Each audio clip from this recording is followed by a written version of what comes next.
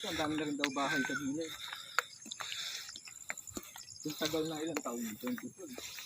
13 years. Oo, 13 years. Ganun na siya nag-develop. Pero itong papunta dito sa Gintaan, ito ang maganda kasi bundok pa talaga. Saka yung daan, sarap siguro mag-drive ng gano'n. Marami pupunta dito, mga taga Maynila na nakamotor lang kuya. Oo, nasinubo nga namin. Mga nagra-rides. Sabi nga ni Kuya, ba't yung mga nadali ng Marilaki, hindi nila dayuhin to? Kasi mas banking siya eh, tapos parang angat, di ba? Maangas ang mga ano dyan.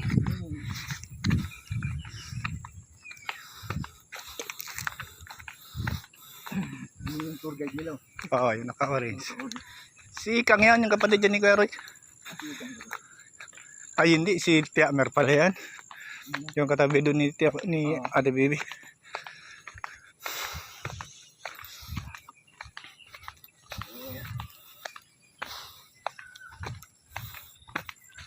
Nakaka 16 minutes pa lang tayo. 15 minutes pa lang. Oo. Mga 10 minutes pa siguro. Hindi. Mga 2 minutes na lang yan. Andun tayo. 10 minutes na lang. Tapos yun na. Kita na natin ang sunset. Sunrise pala. Sunset ako ng sunset. Sunrise. Sunrise. Tawa ko kay ate ano kahapon eh. Sabi na mo kung sinamahan mo ako kako, tama si Kiko eh. Kung sinamahan mo kako, hindi mo nasamahan kako yung ano na yun. Kita.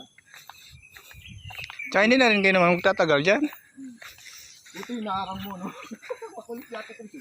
Ano, para makita mo yung paglubog ng araw doon. Pwede nga naman ganyan, umaga. Diwan.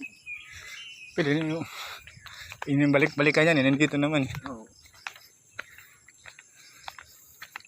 Eh, at kailin mo, yan. Ayos yan. Yung tumama. Pasok daw ito.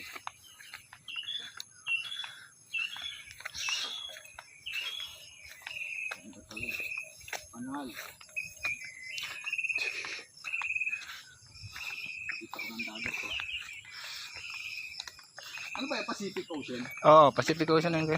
Ang makikita natin dyan. Oo. Yan yung kalaking Pacific Ocean. Tango dito. Kalawakan na yun. Oo. Malaking dagat kasi yan.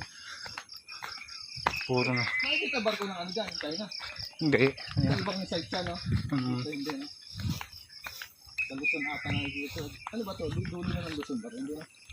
Oo, dulo ng Luzon pero band lang ano, band silangan. Oo. Oo.